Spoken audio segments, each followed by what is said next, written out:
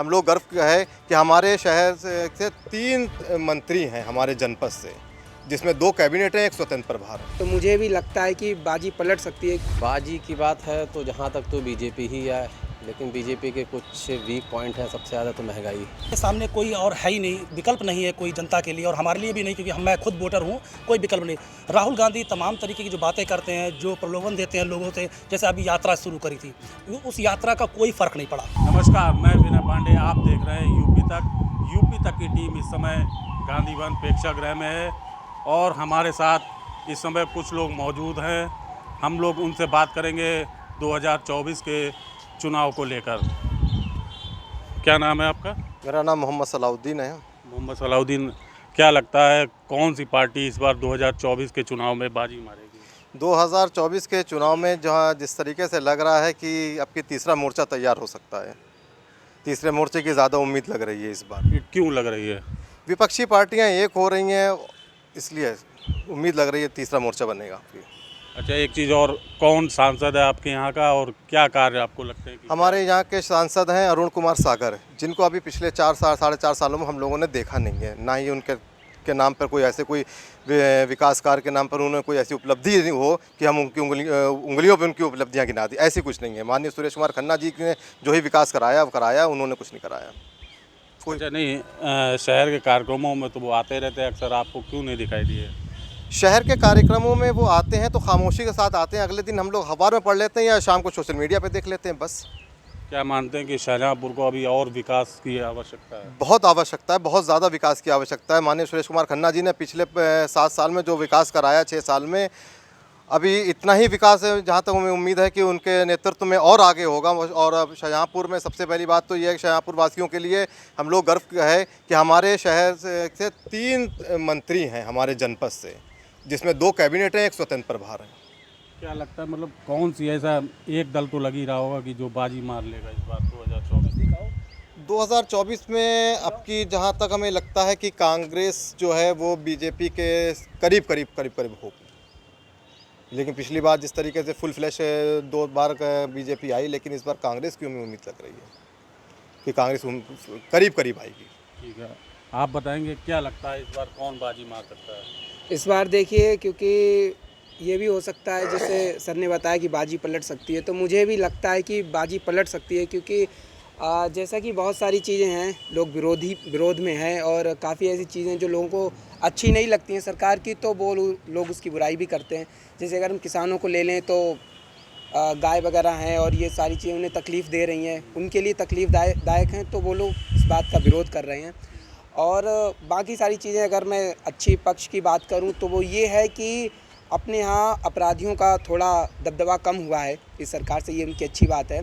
ठीक है, अगर ये आपको कौन सा लगता है कौन सी पार्टी जो है 2024 में बाजी मारेगी? देखिए, ऐसे तो कुछ नहीं कह सकते, लेकिन हाँ, जहाँ तक मुझे लगता है शायद सपा जो है टक्कर में रहेगी। क्यों रहेगी? क्योंकि उनकी जो चीज़ें हैं वो पहले काफ़ी अच्छी थी थोड़ी बहुत लोगों के लिए, तो उन्होंने काफ़ी मेहनत भी की है। तो मुझे लगता है शायद कांग्रेस का कहीं आए तो आ सकती है, लेकिन सपा मेरे ख्याल से रहेगी। नहीं, ये बताइए कि अपने यहाँ जो सांसद हैं उनको आपने देखा है, क्या उनका कार्य है? सांसद को तो अभी तक मैंने नहीं देखा। जो कृष्णा राज आई थी उनका नाम सुना, उन्हें ही देखा है। बाकी इसके बाद जो अरुण कुमार सागर जी आए, इन्हें तो मैंने नहीं देखा। और लोगों से बात करें, कुछ और लोग हैं। क्या नाम है आपका? मनीष शुक्ला। मनीष जी, क्या लगता है इस बार 2024 के चुनाव को लेकर कौन बाजी मारेगा? बाजी की बात है तो जहाँ तक तो बीजेपी ही है, लेकिन बीजेपी के कुछ वीक पॉइंट हैं। सबसे ज़्यादा तो महंगाई। क्यों लगता है कि बाजी मारेगी? बाजी इसलिए मारेगी कि अब मोदी जी ने जो काम करे हैं वो बड़े से बड़ा कोई नेता नहीं आज तक कर पाया, जितना काम उन्होंने इस कार्यकाल में, पिछले कार्यकाल में किया। तो इसे उम्मीद तो उन्हीं की है, बाकी तो फिर इलेक्शन के बाद ही पता चलेगा। जैसे आप युवा हैं, क्या लगता है कि ये समस्या नहीं हो सकती? रोजगार है, महंगाई है। रोजगार महंगाई के नाम पे तो सिर्फ जनता को वादा मिलता है, उसके अलावा कुछ मिला ही नहीं आज तक। महंगाई तो इतनी हो गई है कि आप जो सिलेंडर 500-600 में मिलता था, आज 1200 में ले रहा है इंसान। पेट्रोल 60-70 रुपये में था, वो आज 100 रुपये में पहुँच गया है। महंगाई तो है ही, हर चीज़ में महंगाई बढ़ा दी गई है। अच्छा, आपसे ये भी जानना चाहेंगे कि यहाँ के जो सांसद हैं उनके बारे में बताइए कि किस तरीके का उनका विकास कार्य रहा है? विकास कार्य तो उनका तो बिल्कुल ज़ीरो ही है, क्योंकि आज तक तो कभी उनका विकास कार्य मैंने कहीं देखा नाखुश मानते हैं आप? नाखुश मानते हैं उनको, तो ये समझिए कि बस बीजेपी की बदौलत ही वो सांसद हैं, वरना यहाँ की जनता उनको पहचानती तक नहीं है। ठीक है, और लोगों से बात करेंगे। भैया आप बताएंगे, क्या नाम आपका? जी, शिवा राणा। शिवा जी, ये बताइए 2024 को लेकर कौन सी पार्टी जो है इस बार बाजी मारेगी? क्योंकि अभी इसका पुख्ता प्रमाण तो नहीं दिया जा सकता, लेकिन सारे लोग पक्ष विपक्ष में चलते रहते हैं, तो कांग्रेस का लग रहा है, लेकिन फिर भी बीजेपी ने कई सारे अच्छे काम भी किए हैं। मोदी जी की वजह से कई सारा संयोग रहा है उनका भी, तो बीजेपी और कांग्रेस की टक्कर होने वाली, ऐसा मुझे लग रहा है।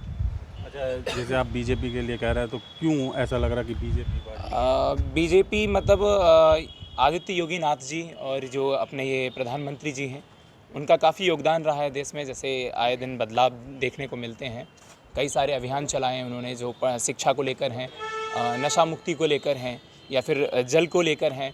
तो इन चीज़ों से काफ़ी सहयोग भी मिला है जनता को, जनता उनके साथ में भी है। जैसे आवास विकास योजनाएं वगैरह हैं, तो लोग उनके समर्थन में भी हैं। लेकिन कई सारी चीज़ें, जैसे भाई ने अभी बताया था कि वीक पॉइंट्स भी रहे हैं। जैसे महंगाई को लेकर आप देख लीजिए, हर चीज़ में महंगाई बढ़ा दी है, चाहे वो सिलेंडर हुआ, पेट्रोल हुआ, या खाने का राशन हुआ, कुछ भी हुआ। मतलब ये भी मुद्दे हो सकते हैं 2024? जी जी, बिल्कुल भी महंगाई भी एक मुद्दा हो। और जैसे आप युवा हैं, तो क्या रोजगार का? हाँ, तो बिल्कुल रोज़गार की भी कमी आ गई है, क्योंकि पढ़े लिखे काफ़ी हैं लेकिन रोज़गार नहीं है उनके पास में, तो रोज़गार की भी बहुत कमी है, तो इसकी भी कमी अभी देखने को मिल रही है। जी जी जी, बताइए। तो मैं बस यही उम्मीद करता हूँ। ये क्या लग रहा है इस बार जो आपके यहाँ के सांसद हैं, उनके बारे में बताएं कि उनका कार्यकाल कैसा रहा? नहीं, अभी तक तो सांसद का कोई काम नहीं दिखा है मुझे, ठीक है, और मैं तो ठीक से सांसद को जानता भी नहीं हूँ। इससे पहले कृष्णा राज जी को भले ही जानता था, लेकिन अभी जो सांसद, मैं ठीक से उनका नाम भी पूरा नहीं जानता हूँ। तो बस यही कहना चाहता हूँ कि अब उम्मीद है कि जो भी सांसद आएँ वो ठीक ठाक ही आएँ, शहर का विकास करें। इस बार चेहरा चेंज हो सकता है या वही? हाँ, उम्मीद तो पूरी है कि जब इन्होंने कुछ नहीं किया है तो चेहरा चेंज ही होना चाहिए। हम भी इसके समर्थन में हैं। कुछ और लोगों से बात करेंगे। क्या नाम है बताओ? अमित जी, ये बताइए क्या लग रहा है इस बार 2024 को लेकर कौन सी पार्टी जो है वो बाजी मार सकती है? देखिए, अगर पार्टी की बात की जाए तो जिस तरीके से बीजेपी ने जो काम किया है भारत के लिए, 370 राम मंदिर जो मुद्दा था वो उन्होंने फाइनल कर दिया। तो कुल मिला के जहाँ तक अगर बात की जाए विकास की, तो चारों तरफ जो सड़कें हैं वो बन रही हैं, लेकिन कहीं ना कहीं कुछ चीज़ें जो हैं, जैसे बेरोजगारी जो है। नहीं, क्यों लगता है आपको कि ये बाजी मार सकती है? देखिए, निश्चित तौर पर इनके सामने कोई और है ही नहीं, विकल्प नहीं है कोई जनता के लिए, और हमारे लिए भी नहीं, क्योंकि मैं खुद वोटर हूँ, कोई विकल्प नहीं।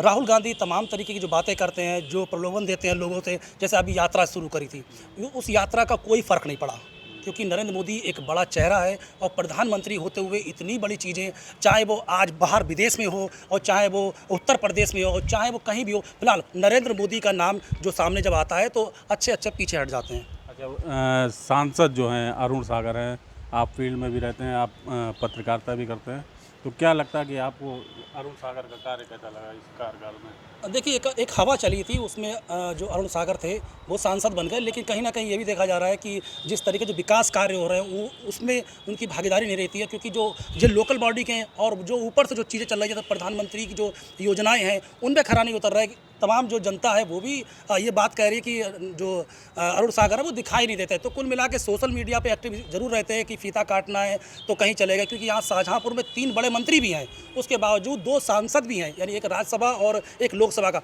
लेकिन आज जो अरुण सागर हैं उनका कोई योगदान दिखाई नहीं दे रहा। यही वजह है कि बीजेपी एक बार फिर से रिपीट होगी। अमित जी, आपसे जानना चाहेंगे, फील्ड में भी रहते, तो क्या लगता है कि इस बार बीजेपी से सांसद का चेहरा चेंज हो सकता है? हाँ बिल्कुल, क्योंकि जो अपेक्षाएं हैं जनता की वो उन पर खरा नहीं उतर रहे, और यही बात है कि चेहरा चेंज भी हो सकता है। कि पहली बात तो ये है कि हमारे क्या जो सीट है वो सुरक्षित है, हो भी सकता है और नहीं भी हो सकता है, लेकिन बीजेपी एक बार फिर रिपीट होगी, क्योंकि नरेंद्र मोदी का चेहरा बहुत बड़ा माना जा रहा है। कि जीरो टॉलरेंस की जो बात कर रही है यूपी सरकार और योगी सरकार, तो उस पर अपेक्षा कि आज भी देख लीजिए एक एनकाउंटर हुआ है, तो तमाम जो गुंडे माफिया हैं वो सरेंडर कर रहे हैं और जेल में जा रहे हैं। तो एक बड़ा मुद्दा ये भी है कि भय मुक्त भारत यहाँ पर हो रहा है। जी ठीक है, आप कुछ कहना चाहेंगे? आप मैं प्रदेश सरकार की अगर इस तरह से बात करी जाए तो प्रदेश सरकार की जो नीतियां हैं उससे हम लोग काफ़ी ज़्यादा सुरक्षित अपने आप को महसूस करते हैं, बहुत हम लोग उनकी नीतियां अच्छी मानते हैं। लेकिन अगर लोकल स्तर पर बात करें कि इनकी अनुष्का सागर जी की, हम तो उम्मीद यही करते हैं कि आप जबकि जो है वो प्रत्याशी चेंज कर दिया जाए। एक लोग और भी हैं, क्या लगता है कि इस बार कौन बाजी मार सकता है? आप कुछ बताएंगे भाई साहब? ठीक, तो ये थी शाहजहाँपुर की जनता जिसका कहना था कि इस बार के चुनाव में 2024 में जो है बीजेपी भी बाजी मार सकती है। कुछ लोगों का कहना है कि कांग्रेस भी, और कुछ लोगों का कहना है कि समाजवादी पार्टी भी बाजी मार सकती है। विनय पांडे, यूपी तक, शाहजहाँपुर।